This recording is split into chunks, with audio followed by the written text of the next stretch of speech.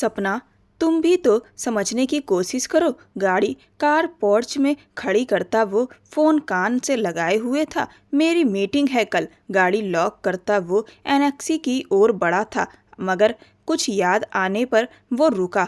मैं अभी शादी के मूड में नहीं हूँ। अगर तुम्हें जल्दी है तो अपने लिए कोई और अच्छा जीवन साथी तलाश कर सकती हो। सपना की बातों से आज बिमल रॉय संजीदगी से कहता घर के दरवाजे की ओर बढ़ा। तुम्हें समझ क्यों नहीं आ रहा? नहीं करनी शादी। ना जाने दूसरी तरफ से क्या जवाब मिला था कि वह एकदम से भड़क उठा। बार बार पीछे मुड़कर देखती वो भागती हुई आई थी कि तभी सामने किसी से टकरा गई। जोरदार टक्कर से उसका सर ऐसे टकराया जैसे किसी पत्थर से टकरा गई हो। Stop it! बिमल रॉय जो सपना से फोन पर जरूरी बात कर रहा था, तान्या भागती हुई उससे टकरा गई। फोन बिमल रॉय के हाथ से गिरा। इससे पहले कि वो भी गिरती उसने उसे थाम लिया, मगर अगले ही पल उसकी आंखें गुस्से से लाल हो गईं, जबकि तान्या ने सामने खड़े शख्स की आवाज़ पहचान कर सांस रोक ली थी। तान्या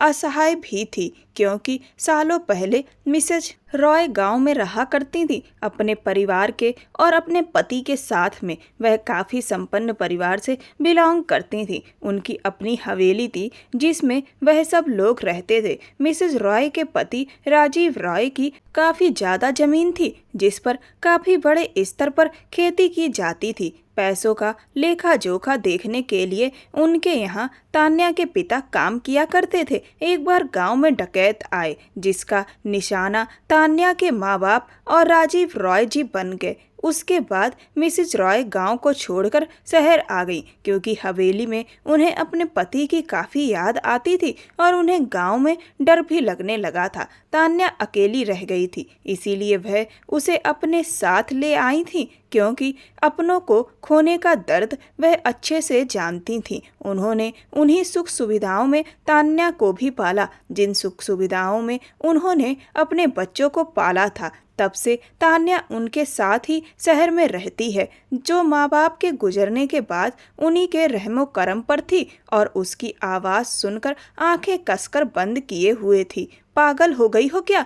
तान्या की झपकती पलकें और थरथराते जिस्म को देखते हुए उसने झटके से सीधा कर दिया। बिमल मैं वो घबरा कर अपना होठ काटने लगी। उसे क्या पता था कि उसके छोटे भाई ने उससे मोहब्बत का इजहार किया था, जिसे वो बचपन से पसंद करती थी, मगर ये नहीं जानती थी कि किस्मत ऐसे उस पर मेहरबान होगी। उसे अब तक अपने कानों पर यकीन नहीं हो रहा था। नुकसान कर दिया मेरा? उसे हिचकिचाते देखकर वो गुस्से से बोला और उसकी कलाई पकड़कर दीवार से पिन कर दिया। दीवार से लगते ही उसकी कमर में तेज दर्द उठा। दर्द से कराहते हुए वह नम आंखों से उसे देखने लगी। जानती हो कितना महंगा फ़ोन था और उससे भी बढ़कर कितनी ज़रूरी कॉल थी मेरी। खौफ से लड़ती तान्या को घूर कर देखता वो गुस्से से भर रहा था। सॉरी बिमल जी। सुर्खनम आंखें उठाकर उसे देखती वो आहिस्ता से बोली,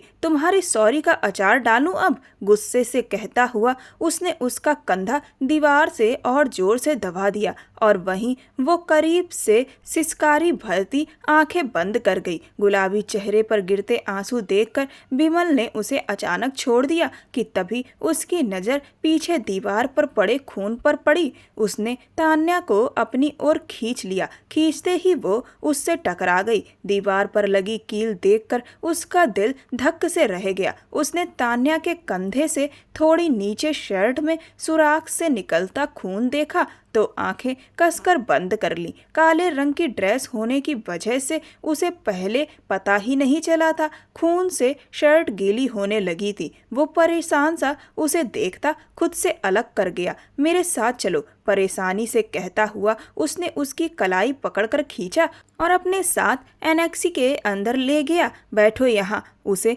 लॉज में बैठाकर वो किचन से फर्स्ट एड बॉक्स ले आया। अपना बैग तो वो आज अस्पताल ही छोड़ आया था। मैं खुद लगा लूंगी। बिमल तान्या हिचकिचाते हुए बोली। उसके पीछे बैठा बिमल उसका जख्म देखने ही वाला था। तान्या पीछे हुई। बैठो आराम से, देखने दो मुझे। तान्या के उठने पर वो वो गुस्से से कहता उसका हाथ पकड़कर जबरदस्ती बैठा गया। काफी गहरा लग गया है। वो जख्म का मुआयना करने लगा। खुद से बड़बड़ाता हुआ बोला, पागलों की तरह क्यों भाग रही थी? कौन पीछे पड़ा हुआ था? लोहे की कील थी जो काफी गहराई तक घुस गई है। ऐसे में जख्म पर एंटीसेप्टिक लगाना बहुत जरूरी है, वरना जख्म खराब होने का खतरा ज्यादा था। बोलो, क्यों भाग रही थी? कॉटन पर स्प्रिट लगाता हुआ बिमल रॉय उसे बातों में लगाने की कोशिश कर रहा था। वो मेरी रवीश से लड़ाई, दर्द से हिचकी भरती वो मन ही मन बड़बड़ाई थी कि तभी उसने उसे टोक दिया। जी रवीश। नम आंखें बंद करती हुई वो फौरन बोली। सामने बैठे बिमल का खौफ ऐसा था कि तान्या दर्द बर्दाश्त करने की कोशिश में अपने होंठ दांतों तले दबा चुकी थी। तभी मौका देखकर बिमल ने कॉटन उसके जख्म पर रखा तो तान्या दर्द से करहाती रो पड़ी। बस हो गया। तान्या के चिल्लाने पर वो इतना परेशान नहीं हुआ था, लेकिन जब उसने उसका नाम लेकर पुकारा तो उसके हाथ पैर फूल गए। कान में धीमे से फुसफुसाया, बहुत दर्द हो रहा है। नम लहजे में पूछने पर वो बच्चों की तरह रोने लगी। पहले उसकी हथेली पर नमी महसूस हुई, लेकिन उसके गालों से गिरते मोटे मोटे आंसू उसी के हाथ पर आ गिरे। थोड़ा सा ही होगा, बस अभी दवा लगा दूंगा, चिल्लाना मत। ना जाने क्यों उसे रोते देख वो नरम पड़ गया था, वरना तो किसी भी पेशेंट के बवाल करने पर बीच में ही छोड़ देता और बाकी डॉक्टर संभालते। आवाज नहीं आनी चाहिए, उसे सख्ती से चेतावनी देता। वो हाथ हटा गया, लेकिन तभी हथेली पर खून देखकर उसकी आंखें सिकुड़ गईं और वो तान्या को देखने लगा। चलो दफा हो जाओ अब। अच्छे से पट्टी करता हुआ वो हाथ धोने उठा ही था कि तभी तान्या को खामोशी से आंसू पीते देख बोल पड़ा, रुको। बिमल रॉय का हुक्म सुनते ही तान्या भागकर जाने लगी थी। वो उसे रोक गया। ये पेन किलर्स ले लो और रात को हल्दी वाला दूध जरूर पी लेना। हैंड वॉश करने के बाद उसे दवा देता हुआ उसने दूध पीने की हिदायत दी। खामोशी से दवा लेकर वो बिना उसकी तरफ देखे चली गई और वहीं बिमल रॉय की टटोलती निगाहें दूर तक उसका पीछा करती रहीं। ऐसा भी क्या हुआ था? बालों में हाथ फेरता वो सोचता हुआ उसके पीछे निकला, मगर तान्या के भागने की रफ्तार देख गर्दन झटकता वापस अंदर आ गया। वो सीधा सीढ़ियां चढ़ गई थी और उसे जाते देख बिमल अपनी माँ कविता रॉय के कमरे की तरफ बढ़ गया। दरवाजे पर नॉक करता वो अंदर दाखिल हुआ। कविता रॉय उसे देखते ही मुस्कुराई थी। आखिर वो उनका बड़ा बेटा था। आ जाओ बेटा। अपनी किताब बंद करके एक तरफ रखते हुए उन्होंने उसे पुकारा और मुस्कुराई। मम्मा, मुन्नी बता रही थी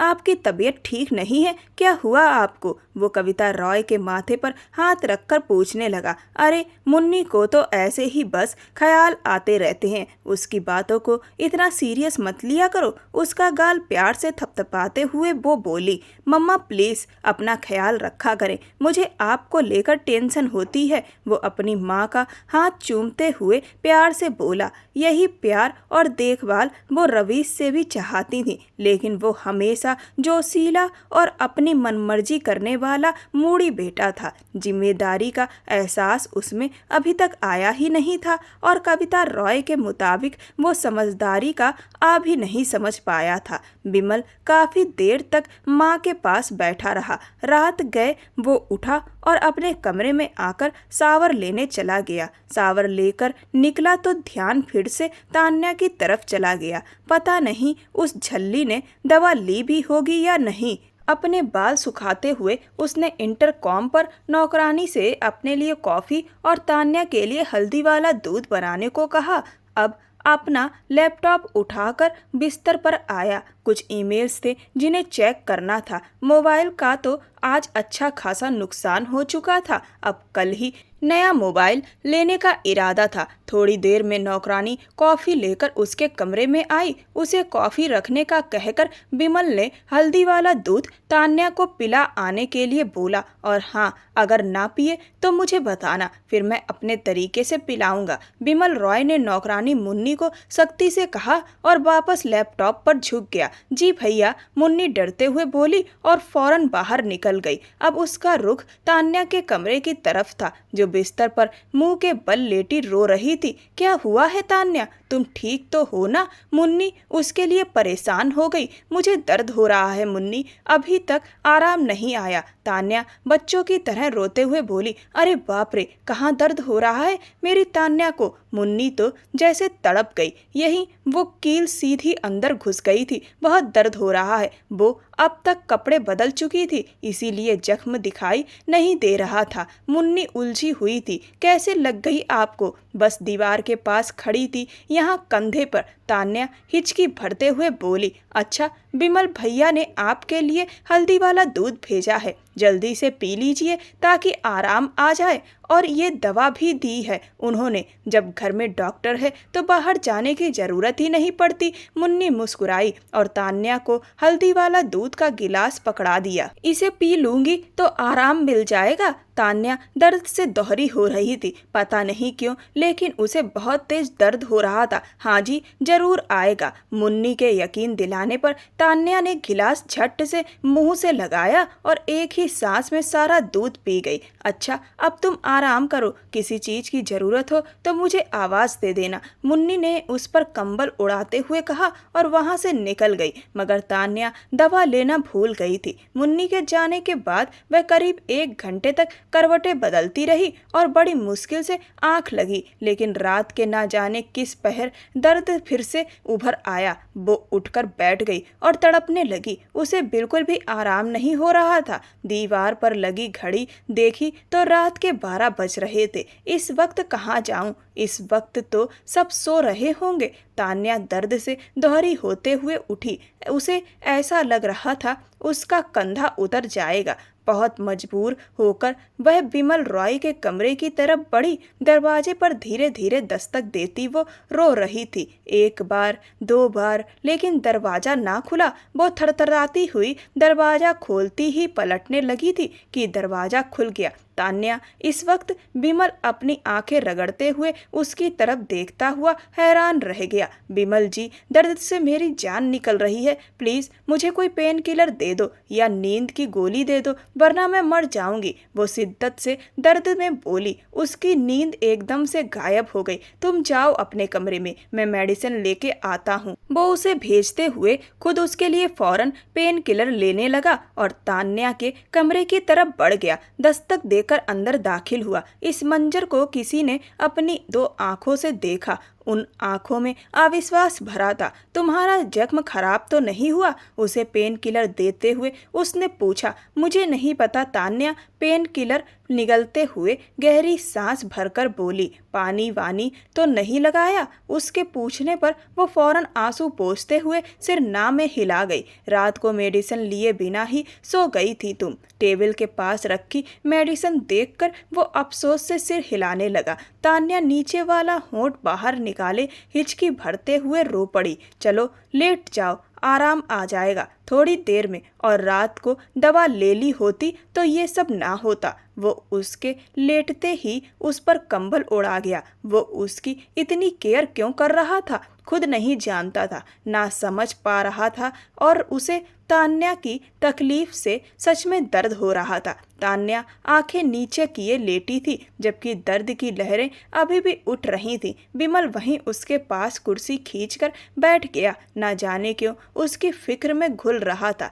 तान्या ने धीरे से आंखें खोली तो बिमल को पास बैठे देखकर उसके दिल को थोड़ा हौसला हुआ। सो जाओ, मैं यही हूँ, उसने धीरे से कहा। वो बिल्कुल पेशेवर डॉक्टरों की तरह उससे बात कर रहा था, लेकिन वह अपने किसी मरीज के लिए इस कदर पॉजेसिव नहीं होता था। क्या तान्या उसके लिए सिर्फ एक मरीज थी? यह सवाल वह खुद से कई बार कर चुका था और हर बार जवाब में सिर्फ खामोशी मिल रही थी। कुछ ही देर में उसकी धीमी सांसों को सुनकर उसने उसके सो जाने का यकीन किया। फिर उसके कमरे की लाइट बंद की और दरवाजा धीरे से बंद करते हुए बाहर निकल गया। अब उसका रुख अपने कमरे की तरफ था, लेकिन 2 आंखों ने यह मंजर अपनी आंखों से देखा था। उन आंखों में नफरत भरी हुई थी और वो आंखें तान्या के कमरे की तरफ बढ़ीं। दरवाजे का लॉक घुमाया तो सामने ही तान्या सोती दिखाई दी।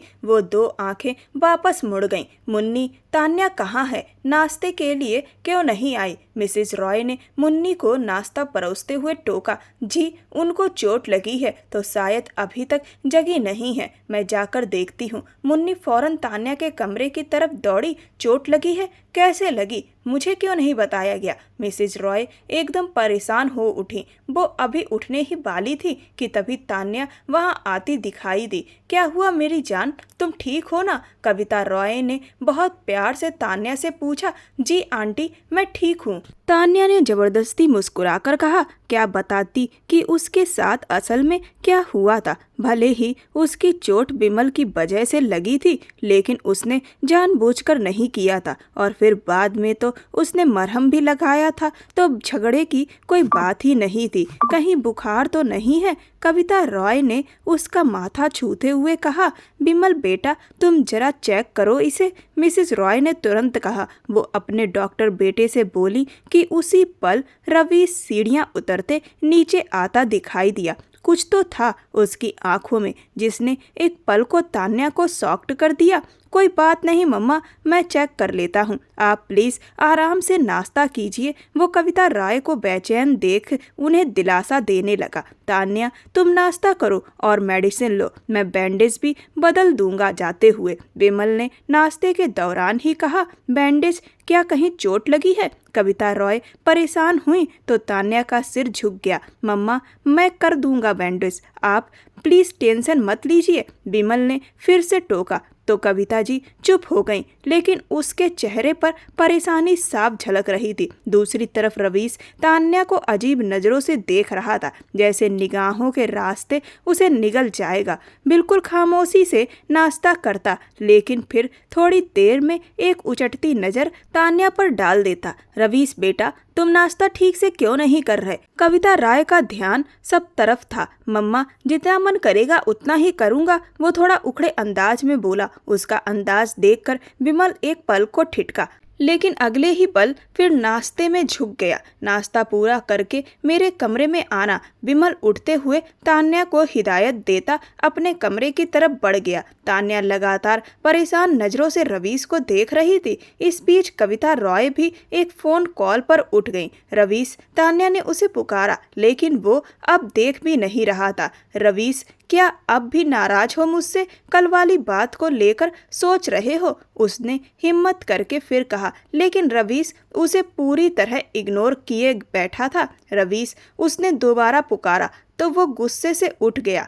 तुम्हें क्या जरूरत थी भाई से इलाज करवाने की? वो खतरनाक तेवरों में उसे घूरते हुए बोला। कल ही तो उसने तान्या से अपनी मोहब्बत का इजहार किया था और आज लग रहा था जैसे सब बर्बाद हो गया। मुझे चोट लगी थी, तान्या धीमे स्वर में बोली, और रात को भी भाई तुम्हारे कमरे में आए थे। रवीश टेबल पर दोनों हाथ रखकर थोड़ा झुकते हुए सख्ती से बोला। बिमल जी ने मुझे मेडिसिन दी थी, बकवास बंद करो। आधी रात को वो तुम्हें मेडिसिन देने आए थे। रवीश ने उसकी बात बीच में काट दी तो तान्या सहम गई। आइंदा मुझसे दूर रहना तुम। जाते जाते पलटकर उसने वार्न करना नहीं भूला।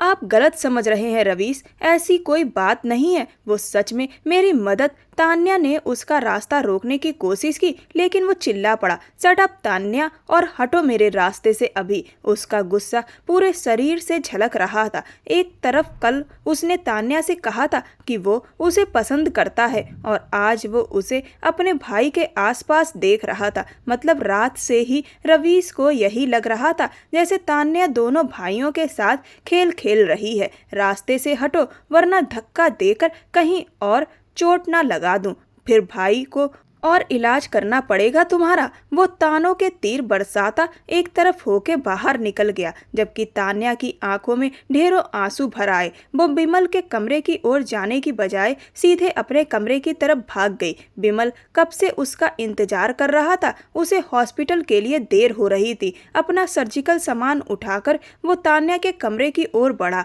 उसकी बैंडेज बदलना जरूरी था। दस्तक देकर अंदर आया तो देखा तान्या बिस्तर पर बैठी आंसू बहा रही थी। मैं कब से तुम्हारा इंतजार कर रहा हूँ और तुम यहाँ बैठी हो। मुझे हॉस्पिटल के लिए देर हो रही है और तुम। वो थोड़ा नाराजगी में बोला। तो फिर जाइए ना, यहाँ क्यों आ गए। तान्या भी आज बदतमीजी के मूड में लग रही थी। विमल ने उसकी बात सुनकर एक गहरी नज़र डाली और उसके करीब आ खड़ा हुआ। मुझे कोई शौक नहीं तुम्हारे पास आने का। मेरी वजह से तुम्हें चोट लगी है। जब तक ठीक नहीं हो जाती मुझे ही देखना पड़ेगा। सीधी होकर बैठो, बैंडेज बदलनी है। उसने सामान निकालते हुए बेहद संजीदगी से कहा। मुझे आपसे बैंडेज नहीं करवानी, आप चाहिए। तान्या रोते हुए रूठे अंदाज में बोली। तान्या, तुम जानती हो मुझे बदतमीजी बिल्कुल पसंद नहीं, इसीलिए मेरे साथ तमीज के दायरे में रहकर ही बात किया करो। विमल का लहजा सख्त लेकिन कंट्रोल में था। वो अब तान्या से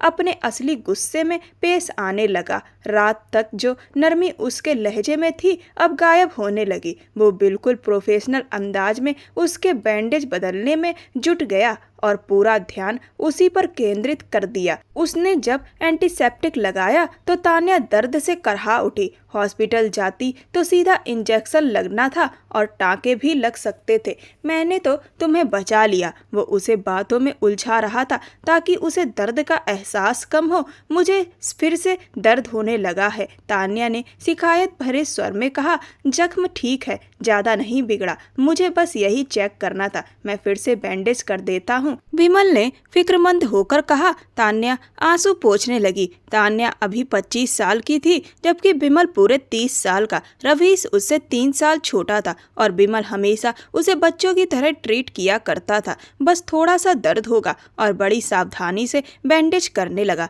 तान्या आंखें बंद किए बेडशीट को कसकर मुट्ठी में दबाए हुई थी। दर्द एक बार फिर से पूरे शरीर में फैल गया था। विमल ने तान्या की पूरी तरह से ड्रेसिंग पूरी कर दी थी कि तभी दरवाजा खुला और रवीश अंदर आ गया। विमल ने तुरंत तान्या की चादर ठीक कर दी ताकि वह सहज महसूस करे। डॉक्टर होने के नाते विमल की यह जिम्मेदारी थी कि वह मरीज की प्राइवेसी का ध्यान रखे। तान्या के कमरे में रवीश का इस तरह अचानक आ जाना विमल को बिल्कुल पसंद नहीं आया। कहाँ चोट लगी है तुम्हें? अचानक रवीश के लहजे में बेशुमार हमदर्दी और नरमी उमड़ आई। विमल ने एक निगाह उसे देखा और अपना सर्जिकल वाला सारा सामान बैग में रखने लगा। तान्या ने कंधे पर हाथ रखते हुए आंखों में नमी लिए कहा। रवीश की पहले जैसी नरमी देखकर तान्या के अंदर सुकून सा उतर गया। क्या ज्यादा चोट लगी है? मैं देखूं? रवीश बेइंतहा मोहब्बत से पूछ रहा था।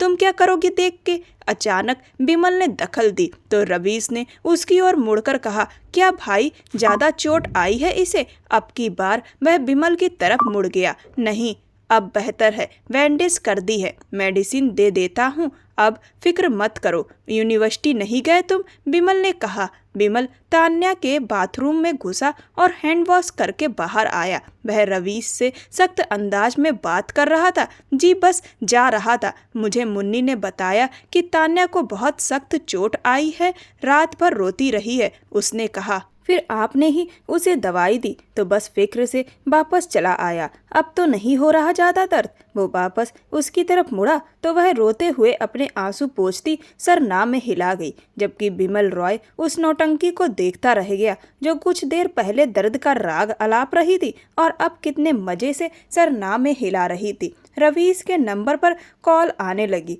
तो वह नंबर देखकर चल दिया। सब बातें एक तरफ, लेकिन विमल का उसके पास होना रवीश को उलझा रहा था। अच्छा, मैं चलता हूँ, वापस आके बात होगी, बाय। वो उसके गाल पर प्यार से हाथ फेरता बाहर निकल गया। उसकी यह हरकत विमल को सख्ती से चुभी थी, जबकि उसके जाने पर तान्या उदास हो गई। विमल ने करीब जाकर उसका गाल देखा जहां उसने हाथ रखा था। हाथ क्यों लगाने दिया उसे? विमल के अचानक पूछे गए सवाल पर वह एकटक उसे देखती चली गई। कुछ पूछ रहा हूँ मैं, क्यों हाथ लगाया उसने तुम्हें? इस बार लहजा सख्त था। वो मुझे नहीं पता, वो घबरा रही थी। तुम्हें क्या पता है? सिर्फ रोना धोना। विमल की बात पर वह फिर रोने की तैयारी पकड़ने लगी। मेरी बात गौर से सुनो तुम। तान्या, मुझे ये सब पसंद नहीं, आगे से ध्यान रखना। वो जरूरी तेवर लिए बोला था। उसकी बात सुनकर तान्या की सांस उल्टी सी अटक गई।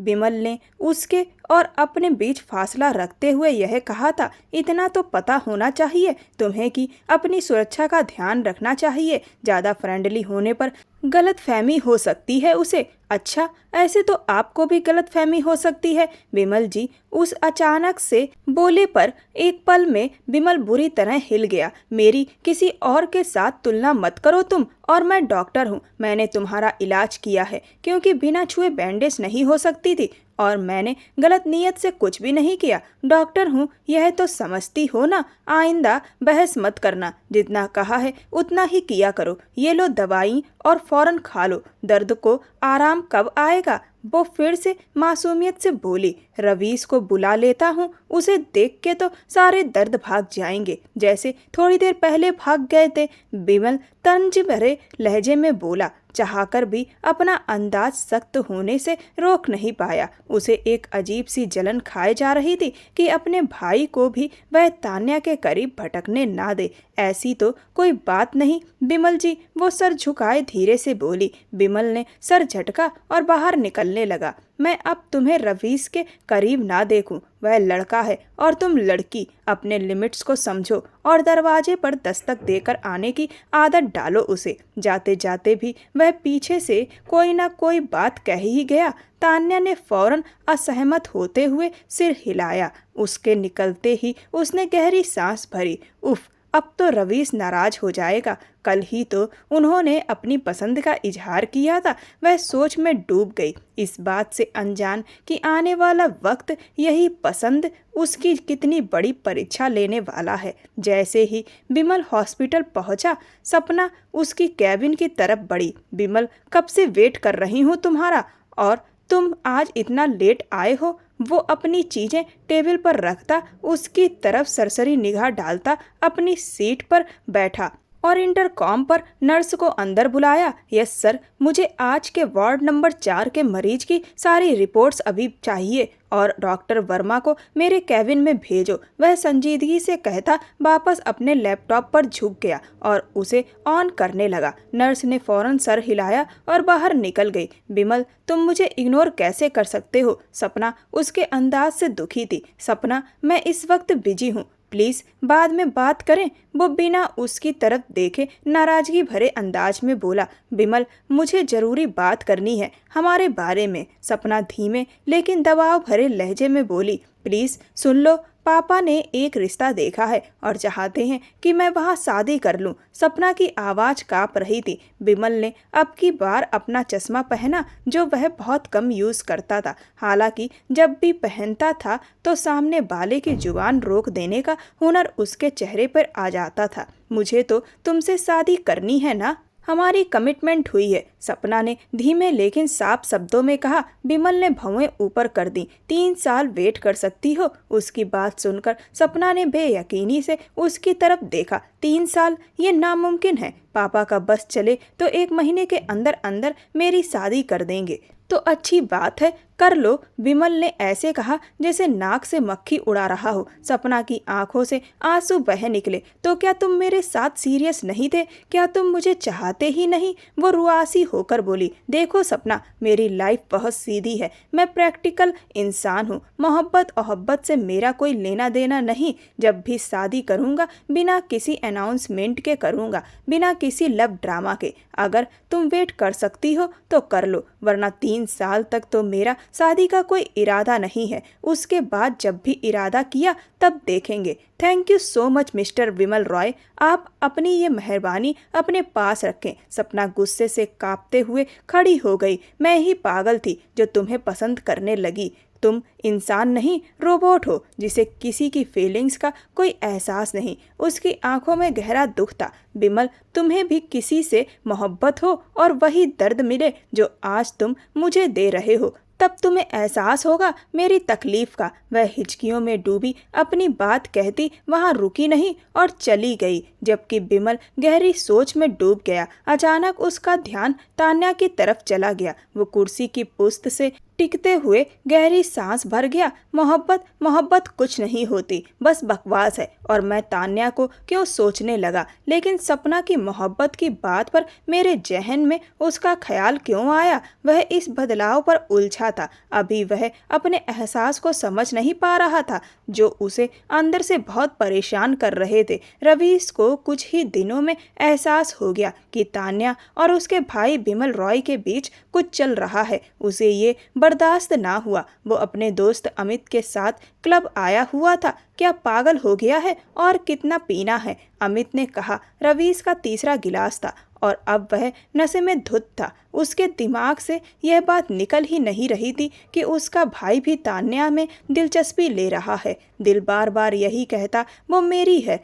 बचपन से मेरी। उसी के साथ वक्त गुजारती थी, हंसती बोलती थी, अपना दुख सुख बांटती थी। और जब पसंद मोहब्बत में बदलने लगी तो रवीश ने इजहार करने में देर नहीं लगाई। और तान्या भी तो कितनी खुश हुई थी। कुछ दिन पहले के लम्हों को याद करता रवीश फिर से शराब को अपने अंदर उतारता चला गया। अमित ने फ़ोन पर अपना प्लान फिक्स किया और जल्द ही वह रवीश को ट्रैप करके बहुत बड़ा खेल खेलने वाला था। कहाँ जा रहे हो? रवीश अचानक उठा तो लड़खड़ा गया। अमित ने उसे संभाला। घर। और कहाँ जाना है? रवीश ने जवाब दिया। और पूछूंगा जाकर, क्यों कर रही हो यह सब? एक तरफ मुझसे पसंद पर खुश होती है तो दूसरी तरफ भाई के करीब जा रही है, किसे बेवकूफ़ बना रही है, मुझे या भाई को। छोड़ूंगा तो नहीं। वो बोलते बोलते फिर लड़खड़ाया कि उसी पल एक लड़की वहाँ एंटर हुई। अमित ने उसे इशारा किया तो वह लड़की रवीश को लड़खड़ाते हुए सहारा देकर क्लब से बाहर ले गई। वह उसे होटल के उस कमरे में ले गई जो अमित ने पहले से बुक किया हुआ था। उसने दरवाज़ा अनलॉक किया, रवीश को अंदर किया और खुद भी अंदर आकर दरवाज़ा लॉक कर दिया। उस बंद कमरे में जो खेल खेला जाने वाला था, रवीश होश में होता तो खुद को बचा लेता, लेकिन वह अपने ही एक दोस्त की साजिश का हिस्सा बनकर अपना सब कुछ बर्बाद कर बैठा। पहली बार शराब पीकर जो गलती वह कर चुका था, उसके बाद जो गुनाह वह करने वाला था, उसका कोई प्रायश्चित नहीं था। मम्मा, क्या हुआ? इतनी रात को यहाँ लॉन्च में क्यों बैठी हैं? बिमल ने पूछा। आज वह काफ़ी देर से घर आया था। एक रोड एक्सीडेंट की वजह से पूरे हॉस्पिटल में इमरजेंसी लगी हुई थी। बिमल अच्छा खासा वक्त हॉस्पिटल को देकर आया था और अब बुरी तरह थक गया था। मिसिज रॉय उसे देख गहरी सोच में डूबी हुई थी। नॉन स्टॉप उसने 16 घंटे से ऊपर हॉस्पिटल में मरीजों को टाइम दिया था। खाना भी स्किप कर गया था और अब भूख और थकान एक साथ उस पर हमलावर हो रहे थे। बेटा, आज काफ़ी लेट हो गए, ना तुम घर पहुँचे ना ही रवीश। उसे कॉल कर रही हूँ, वो भी कॉल रिसीव नहीं कर रहा। मिसिज रॉय काफ़ी परेशान दिखी। अरे मम्मा, परेशान क्यों होती हो? होगा अपने दोस्तों में, पता तो है आपको। बिमल ने कलाई पर बंधी घड़ी पर वक्त देखते हुए गहरी सांस लेकर कहा। फिर भी इतनी लापरवाही तो उसने कभी नहीं की। कॉल पिक कर लेता है, बात कर लेता है। आज तो बिल्कुल ही बात नहीं की। मिसेज रॉय अभी भी परेशान थी। अच्छा, फिक्र मत करें, मैं पता करता हूँ। इतनी लापरवाही वो वाकई नहीं बरतता। मैं खाना लगवाती हूँ, तुम फ्रेश हो जाओ। मिसेज रॉय ने उसके माथे पर बिखरे सिल्की काले बालों को धीरे से पीछे किया तो वो मुस्कुरा दिया। वह कमरे की तरफ बढ़ा ही था कि अचानक उसे तान्या के रूम से चिल्लाने की आवाज़ आई। वो फौरन उसके कमरे की तरफ लपका। जैसे ही दरवाज़ा खोला, उसी पल तान्या भी दरवाज़ा खोलकर बाहर निकली और दोनों एक दूसरे से टकरा गए। इस बार घबराने और संभालने के बावजूद बिमल ने उसे फौरन थामा, लेकिन फिर भी वह संभल ना पाया और दोनों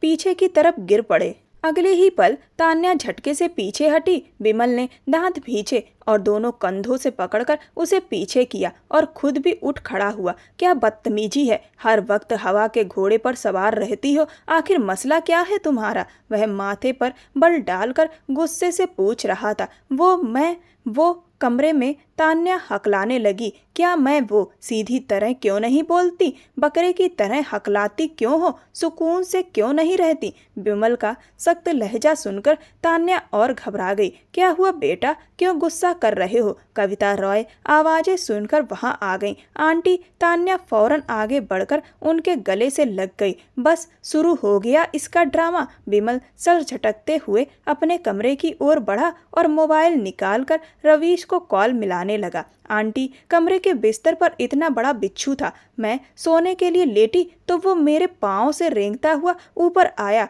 मैं डर गई। देखा तो इतना बड़ा काले रंग का था। तान्या की बात सुनते ही विमल उसी वक्त पलट गया। कहाँ है। इस बार वह फिक्रमंदी से पूछता हुआ उसके कमरे में दाखिल हुआ। उसने पूरा बिस्तर उठाकर सारी चीजें बिखेर दी और जैसे ही बिच्छू मिला उसे मार फेंका। ये काला बिच्छू आया कहाँ से। कविता रॉय ने तान्या को फिर से अपने गले से लगा लिया। अगर ये तान्या को काट जाता तो इस सोच से ही उनका बदन कांप उठा। बेटा, आज मेरे कमरे में सो जाओ, कल मैं पूरे घर में स्प्रे करवाती हूँ। वह फिक्र और मोहब्बत से बोली तो तान्या सहमी हुई उनके साथ उनके कमरे में चली गई। जबकि विमल लगातार रवीश को कॉल किए जा रहा था और आज वाकई वह उसके भी कॉल रिसीव नहीं कर रहा था। तुम्हें 10 लाख मिल जाएंगे, वह बेधड़क बोला। अपने पापा को बचाने के लिए मैं कुछ भी कर गुजरूंगी। वो अपने आंसू पोंछते बोली। तो ठीक है, एक रात गुजारनी होगी। एक आदमी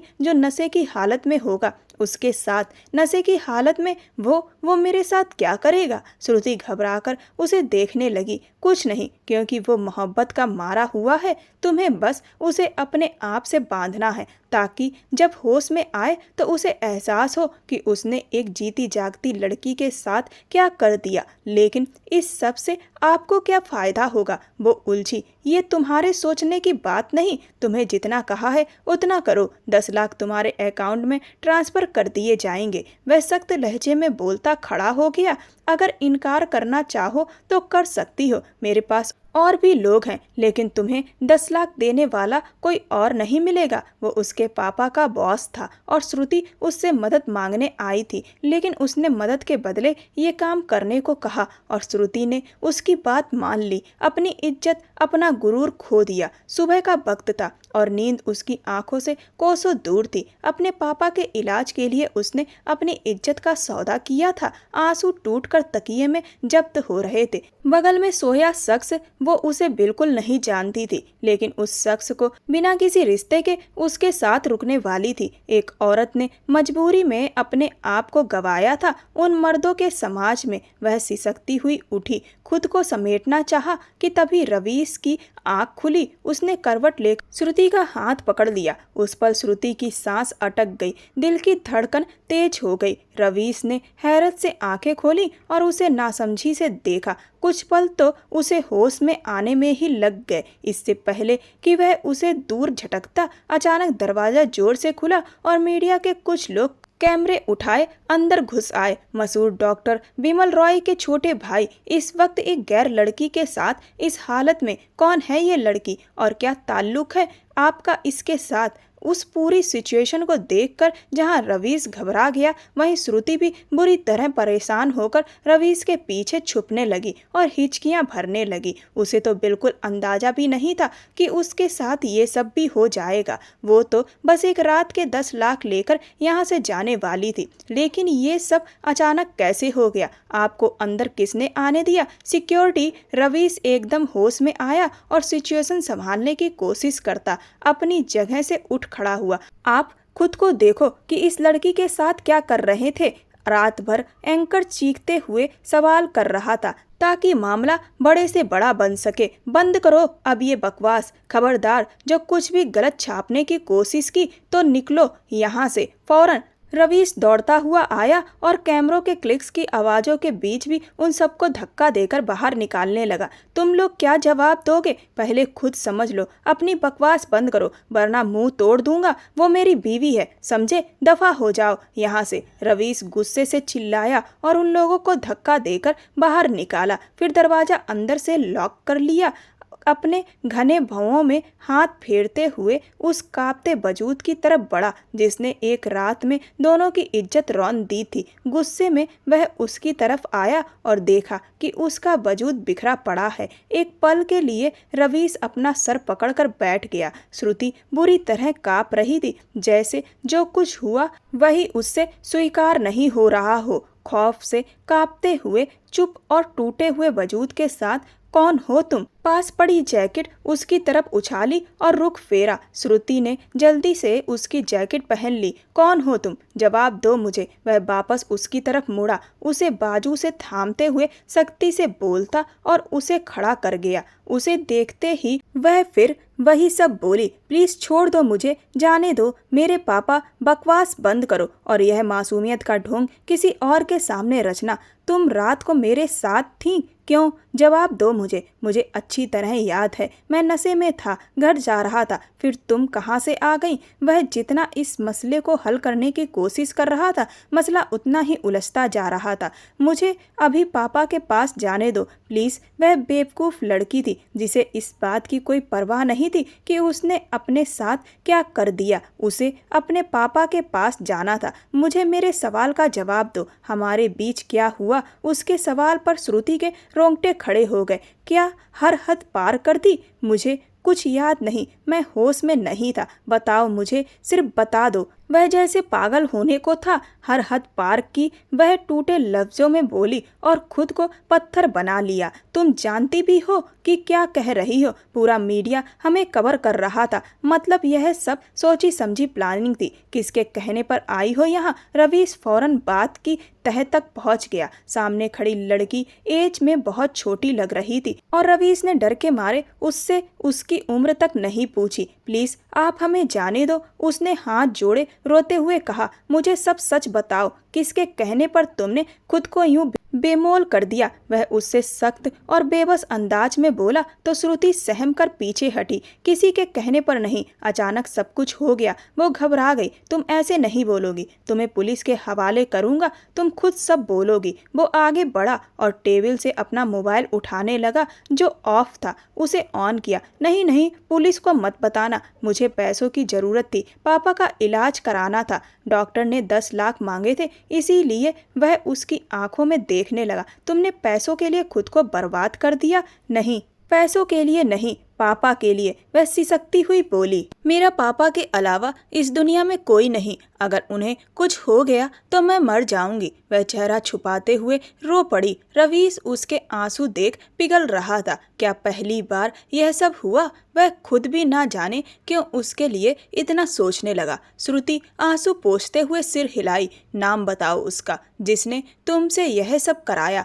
अमित। उसके लबों से निकलने वाला नाम रवीश के लिए अजनबी नहीं था। मोबाइल पर आने वाली कॉल ने विमल की नींद में खलल डाल दिया। वह उठा और कॉल रिसीव की। थोड़ी देर पहले ही तो वह सोया था। रात को भी रवीश के नंबर पर कॉल करता रहा, लेकिन नंबर बंद आता रहा। कॉल करते करते थक कर सो गया। अब उसे हल्का हल्का बुखार भी था। हेलो। अपने दोस्त राजीव की कॉल देख वह चौंका। इतनी सुबह सुबह तो वो कॉल नहीं करता। विमल, यह सब क्या है? रवीश किस लड़की के साथ होटल में था? क्या वाकई में उसने उस लड़की से शादी की है या झूठ बोल रहा है? क्या बकवास कर रहे हो? कौन सी लड़की? यह कौन सा मामला है? वह एकदम अपनी जगह से उठ खड़ा हुआ। यार बकवास क्या, पूरा सोशल मीडिया भरा हुआ है और तुम्हारे नाम से ही उसे पहचाना जा रहा है।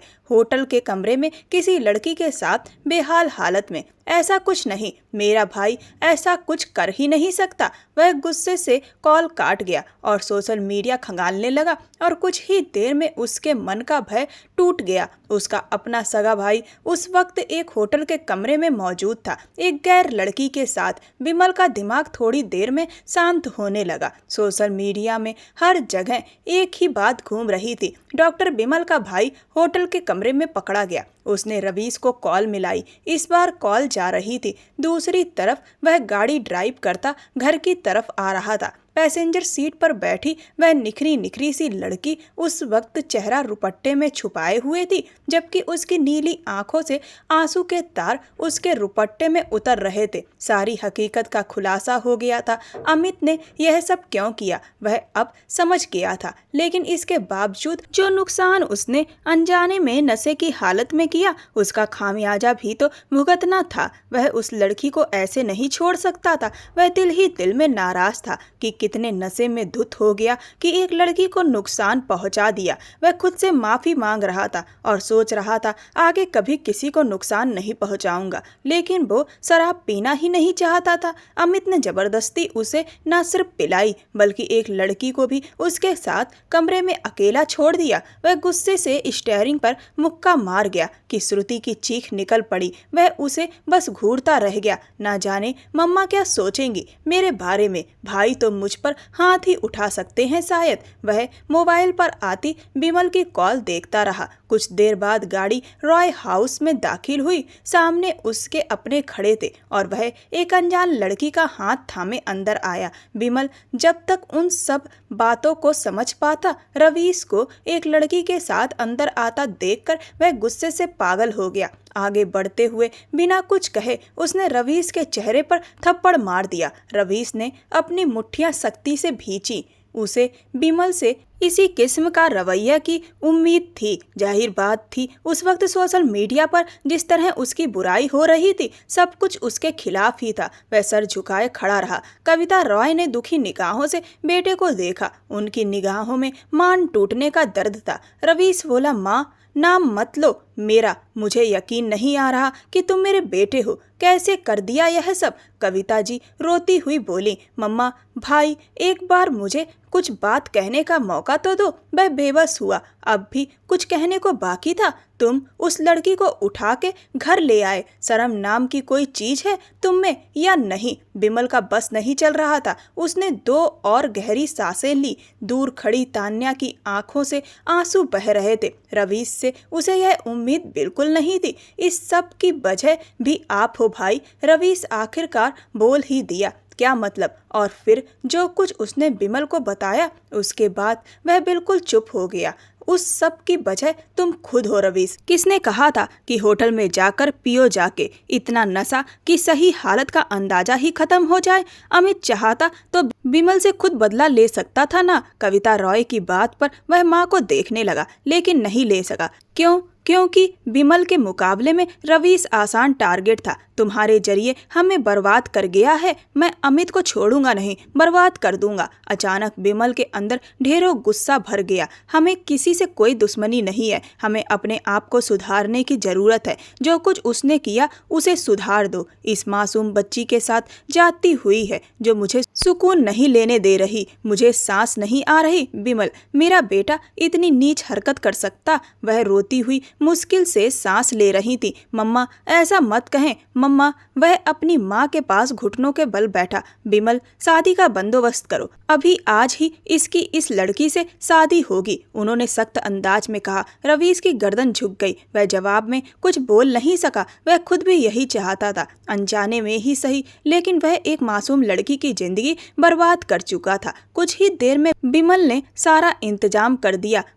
मैं कैसे शादी कर सकती हूँ? मेरे बाबा यहाँ नहीं है। श्रुति मिनमिनाई। बाबा की बच्ची रात को यह सोच ही नहीं पा रही थी। जब तुम्हारे बाबा को पता चलेगा तब क्या होगा? तान्या ने दांत पीसते हुए उसे देखते कहा तो वह सर झुका गई। तुम बाहर चलो, मैं देखता हूँ। बिमल ने उसे बाहर लॉज में भेजा और खुद माँ के पास जाने को मुड़ा। उन्होंने उसे आंखों ही आंखों में तसल्ली दी और उनके जाने के बाद कविता रॉय ने श्रुति को शादी के लिए मना लिया। और शादी होते ही कविता रॉय ने राहत की सांस ली, जैसे एक बहुत बड़ा बोझ सिर से उतर गया हो। उस सब के दौरान तान्या खामोश रही। बिमल मैं चाहती हूँ कि तुम्हारी शादी अभी हो जाए। अचानक कविता जी की बात पर रवीश समेत वह खुद भी चौंक गया। मतलब मैं समझा नहीं। तुम्हारी और तान्या की शादी, वो भी आज? जैसे सारे फैसले अचानक ही लिए जा रहे हो। मम्मा यूं अचानक? बिमल गड़बड़ा गया।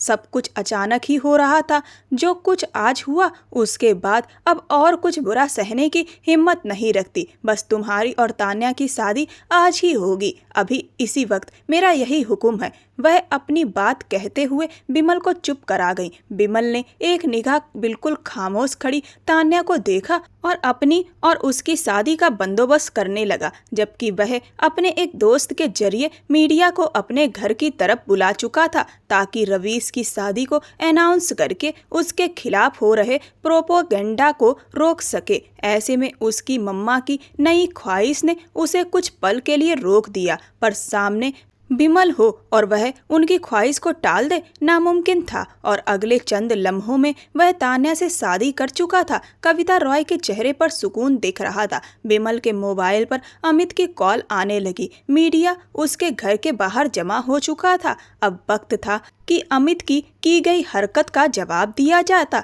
बिमल ने एक नज़र से रवीश को देखा, जिसकी निगाहें अभी भी झुकी हुई थी, और खुद बाहर निकला। डॉक्टर बिमल, आपका भाई होटल में, मेरा भाई होटल में अपनी बीवी के साथ था स्पेशल टाइम स्पेंड करने। आप लोग वहां पहुंच के वो स्पेशल मोमेंट बर्बाद कर चुके हैं। कुछ शर्म है आप लोगों को। बिमल ने रवीश का हाथ थामा। एंकर बोला, क्या वहाँ? बिमल बोला, क्या वहाँ? खबरदार, जो मेरे भाई के किरदार पर कीचड़ उछालेगा उस पर कानूनी कार्रवाई हो सकती है, और जिसके कहने पर आप यह सब कर रहे हैं उसे भी जल्द हिसाब देना होगा। याद रखिएगा, अगर किसी ने मेरे खानदान की तरफ आंख उठाई तो मैं उसे छोड़ूंगा नहीं। अब आप सब जा सकते हैं।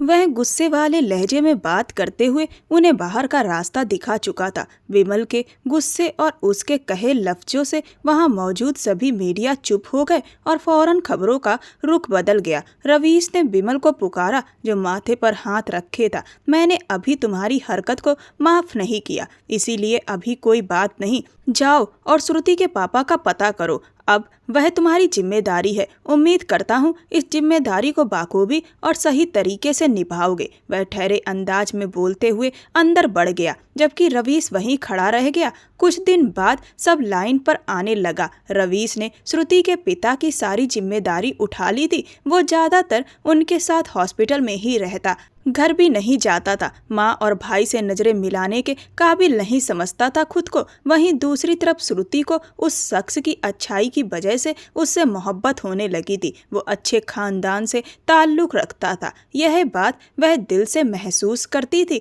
और खुश थी कि रवीश ने भले उसके साथ नशे में गलत किया, जिसकी ज़्यादा वजह वह खुद ही थी। इसके बावजूद उसने दोबारा उसे इस बारे में उसे कुछ नहीं कहा था, बल्कि बिल्कुल दोस्ताना अंदाज अपना लिया था। जितनी देर वो हॉस्पिटल में रहती वो उसका भी ध्यान रखता, बस नाराज था खुद से। वो मजबूत बनना चाहता था, लेकिन उसे मजबूत बनने के लिए माँ और भाई का भी सहारा चाहिए था। और तान्या अचानक उसके दिमाग में मासूम सी चली आती। वो इतनी मासूम है, वो भाई जैसे इंसान को ही पसंद करती है। उसने हॉस्पिटल के बेंच पर बैठे जैसे खुद को समझाया, तभी कंधे पर दबाव महसूस किया तो सर उठा के देखा, विमल खड़ा था। वो फौरन उठा और भाई को देखने लगा। घर क्यों नहीं आ रहे इतने दिन से? जानते हो मम्मा कितना याद कर रही है, उसने डांटने वाले अंदाज में कहा। मम्मा ने माफ कर दिया, वो मासूम बच्चों की तरह बोला। तो विमल मुस्कुरा दिया। जिस दिन शादी कर ली थी उसी दिन माफ कर दिया था। पागल, उसे खींच के अपने गले से लगा गया तो रवीश को भाई के गले से लगी अपनी रूह में एक सुकून सा उतरता महसूस हुआ। श्रुति के पापा कैसे हैं? हार्ट सर्जरी का कहा है। ठीक है, मैं सब देख लूँगा, तुम श्रुति को लेके घर जाओ, मम्मा इंतजार कर रही हैं। वो उसे श्रुति के साथ घर भेजकर खुद मिस्टर वर्मा के बारे में डॉक्टर से पूछताछ करने लगा। विमल शाम को घर लौटा था। सामने ही लॉज में वो माँ की गोद में सर रख के कारपेट पर बैठा था। मिसिज रॉय की आंखों में आंसू थे तो चेहरे पर एक मुस्कान भी थी। वो अपने दोनों बेटों के लिए बेहद खुश थी। उन दिनों जो परेशानियां रवीश और उसके घर वालों ने झेली थी, उसका हिसाब भी उसने अपने तरीके से ले लिया था। सपना का भाई था अमित। विमल ने सपना को ठुकराया था और उसका बदला वो डायरेक्ट उससे नहीं ले सका, तो उसके खानदान को नुकसान पहुंचाने के लिए अमित ने रवीश से दोस्ती बढ़ाई। उसे आसान टारगेट के तौर पर यूज करके वह विमल से बदला लेने वाला वाला था पर ले ना सका। सपना के दिल दुखाने की वजह से अमित ने यह कदम उठाया जो किस्मत ने उसके हक में मोड़ दिया। विमल उन्हें देखता हुआ अपने रूम की तरफ बढ़ा कि अचानक ही तान्या रास्ते में आ गई तो वह रुक गया। एक लम्हे को वो यूं सामने आ जाने से सटपटा गई। मुझे आपसे कुछ बात करनी थी, वो उंगलियां मरोड़ते पलके झुकाए बोलती बहुत प्यारी लग रही थी। जी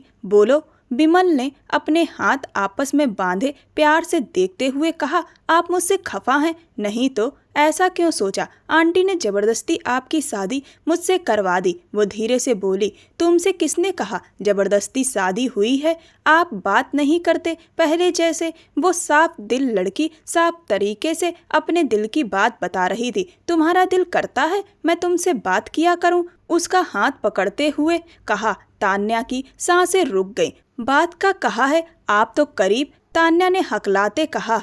बात करने के लिए करीब ही आना पड़ेगा। वो उसे शर्माने पर मजबूर कर गया। रवीश रूम में आया तो श्रुति आईने के सामने बैठी अपनी कलाइयों में पहने कंगन से खेल रही थी। रवीश को पास आता देखकर वह झट से उठ खड़ी हुई। रवीश ने उसकी दोनों कलाइयां थामी और प्यार से उसे देखने लगा। श्रुति, उस रात में जो कुछ भी हुआ मुझे याद नहीं, मैं फिर भी उस पर शर्मिंदा हूँ। उसने माफ़ी मांग ली। I am sorry. बदले में श्रुति ने आई एम सॉरी टू कहा। उस सब की मैं भी जिम्मेदार थी। उसने उसे गले से लगा लिया, बोला जो बुरा हुआ उसे भुला देना ही बेहतर है। वह भी आंखें मूंदे दिल से बोली कि वही ठीक है। उधर विमल कमरे में यह बहुत प्यारा है। विमल रॉय ने उसकी कलाई थामे खूबसूरत डायमंड ब्रेसलेट उसकी कलाई में पहनाया तो तान्या बेइंतहा खुश हुई। तुम्हारा पति बहुत प्यारा है। लड़कियों की एक दुनिया दीवानी है डॉक्टर विमल रॉय की। वह जरा से पीछे होता तकिए का सहारा लेते उसके सजे सवरे रूप को निहारता हुआ बोला। विमल ने एकदम से उसका हाथ थामे उसे अपनी तरफ खींचा तो वह सीधे उसके गले से लग गई। तान्या की पलकें झुकी। मैं नहीं जानता तान्या, मुझसे शादी से पहले तुम्हारे दिल में मैं था या नहीं, लेकिन इतना जानता हूँ अब तुम्हारे लिए सिर्फ मैं ही मैं हूँ। दोनों ने जिंदगी की हकीकत को स्वीकार लिया और अपने रिश्ते को आगे बढ़ा लिया। दोस्तों, सबकी किस्मत में मोहब्बत नहीं होती। अगर आपको आपकी मोहब्बत मिल गई है तो आप बहुत ही खुशकिस्मत हैं। अपनी मोहब्बत की कदर करें। आपको यह कहानी कैसी लगी मुझे कमेंट सेक्शन में कमेंट करके ज़रूर बताएं। साथ ही साथ मेरे चैनल को सब्सक्राइब कर वीडियो को लाइक कर दें। ये कहानी पूर्णतः काल्पनिक है। ऐसी और भी कहानियों को सुनने के लिए मेरे चैनल के साथ बने रहें। धन्यवाद।